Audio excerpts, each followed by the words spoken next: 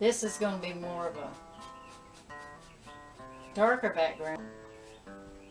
I'm going to place where I think there'll be some more of these little pink flowers coming in. I think there's one right about here. Just the indication of where I want it later. As you see right now, there are 3 blooms. There's going to be 7 in all. Because you always make sure you try to get an odd number. You never leave an even number. That's just one of the rules of art. They just said it looks better to the eye if there's odd numbers. I don't know who wrote that rule, but that's just what I was taught, so that's the way it is.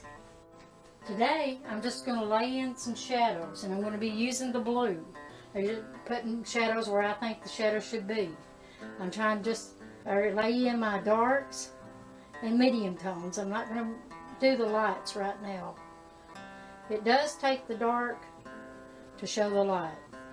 Anytime you have a painting, you know, if you look at it, you can see, and if it's really popping, you will see that there's a big contrast in the darks and the light. Middle tones, working with middle tones today too, because it's not always just dark.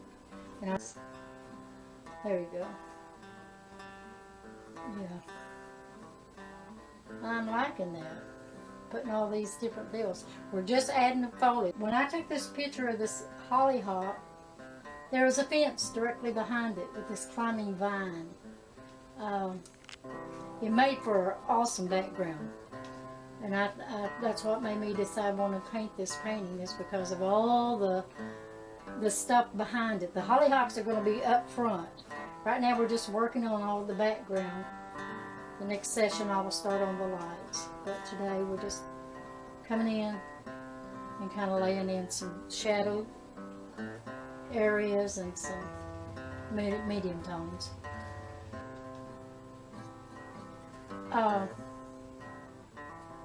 When you're painting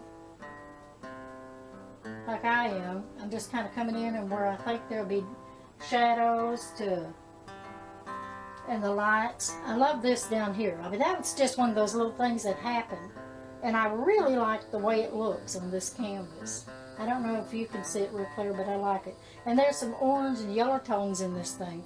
That'll be the warmth. That'll be bringing in the light a little later on. But right now, like I said, we're just working on some middle tones. I am still using a flat brush. Doesn't look so flat right now, but it is a flat brush. And I just take it, and as you've seen what I do, I just take it and I can kind of tap and pull. Just whatever effect you may be wanting to reach with this right now. Now I'm laying in little leaves that I've seen on that vine behind the... And I just take the brush at a point and then turn it as I paint it. So you start out and then I turn it and form the little leaves. I don't know if you can see that very well, but that's how we go about making those leaves. I'm going to do another. Okay, I'm going to take my brush, I'm going to lay it down, and then I'm going to turn it. I'm going to take it, lay it down, and turn it the other way. Okay, I didn't pull out. That's my little leaf. I do want to do random though.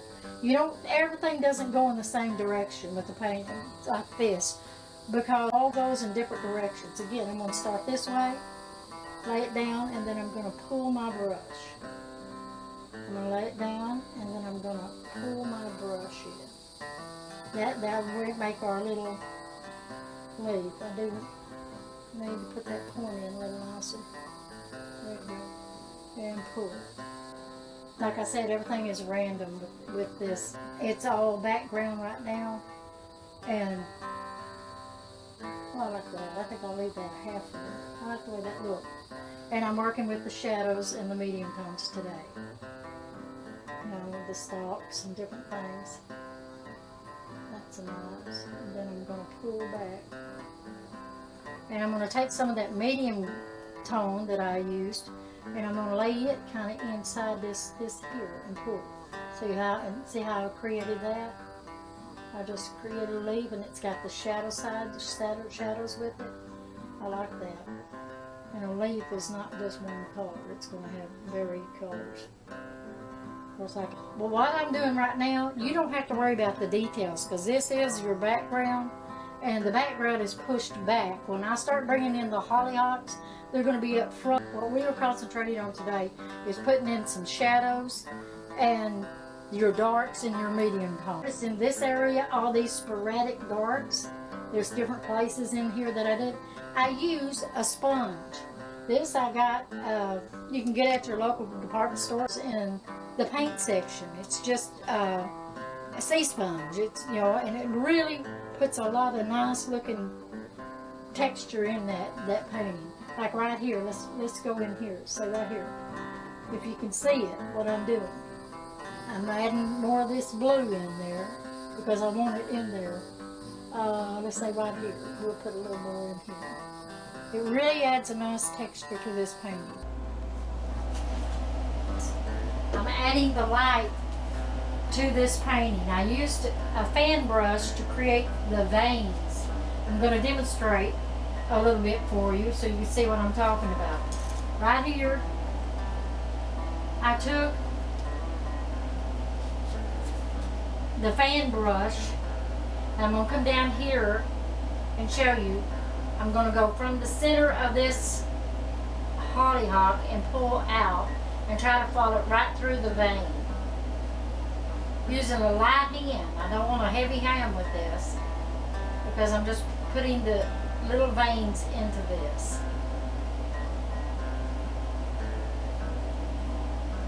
You can see how we will create it. I know my arm may be getting in your way. I'm going to come down here and pull lightly. I don't want to add a lot of pressure to this. I'm pulling on out to the end. You always want the veins and the petals to come right from the center because they're all connected right here.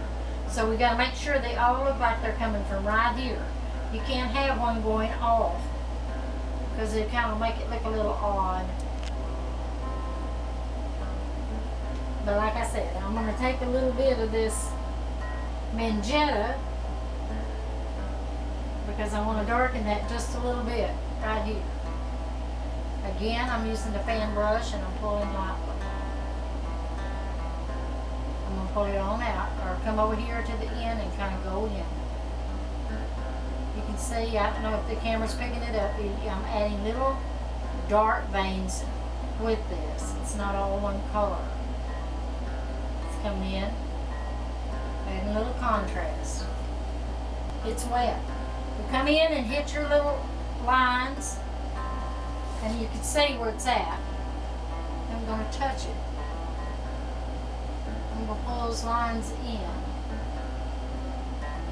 Just come on in. I'm going to kind of pull it on down with my finger. Come in. Where I think that light's the brightest, and touch it. Okay.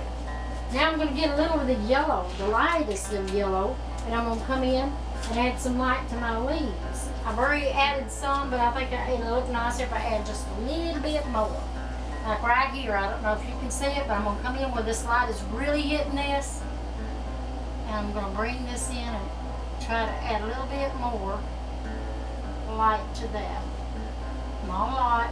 Don't want to lose what we've already got, but come in here with my liner brush, still using my liner brush. I'm going to pull it to add just a little more light because that's where I think it's hitting it. There you go. It's going to be underneath, so you're going to see the shadows under here because of that light has hit this one, but these are laying underneath this one. It's casting a shadow. But it's, you can still see where your light source is coming from. This stem, I want to add a little light more of the yellow tones into this. If this is getting hot here, this should be hot right here too. So again, I'm coming in, get me some more of this yellow. I'm going to add a little more. You see how that, brighten that up right quick? Pull that up a little bit. Again, I'm coming in here, going to add this light right here. because I want it there. I'm going to add a little more light to this stalk. Let's see if we can get that just a little bit more light in that. I'm going to put this blender brush up. I'm going to grab my angle brush for this. And then I'm going to grab that and try to, there you go. Oh, that's so much nicer, isn't it? It does pay to have the right tools. I had it like right here on this stalk. I think I cleaned most of it off. Let me get a little more. Add right there where you think that little shadow is into that stalk.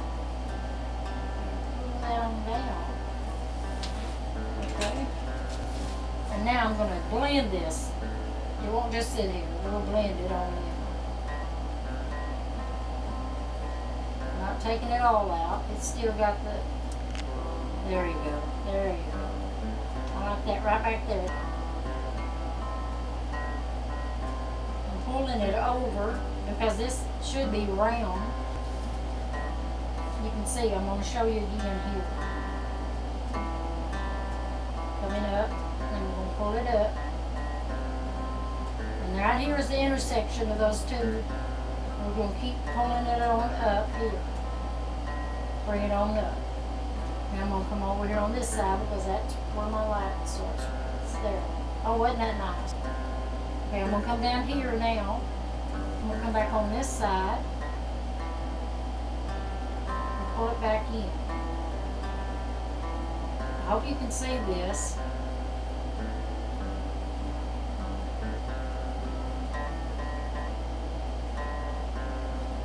Just taking it and blending the red and yellow together. Which makes a very lovely shade of orange, doesn't it?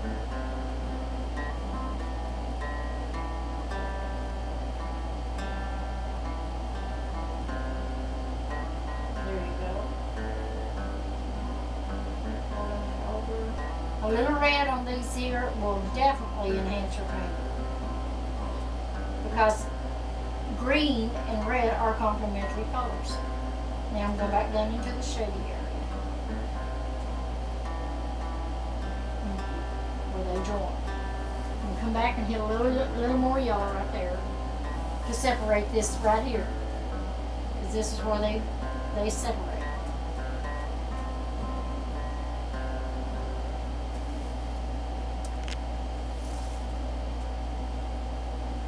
I hope you.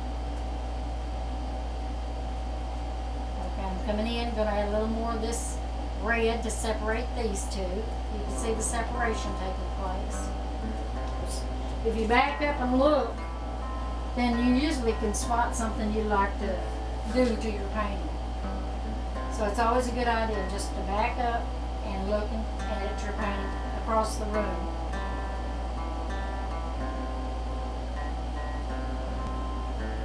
Okay, I think we're going to call this done. I did want to tell you something about the composition here. I did start out with a reference photo I had taken of my hollyhocks, but I went in and I used it, and then it started taking on its own life. Thank you for joining me. I hope you enjoyed it.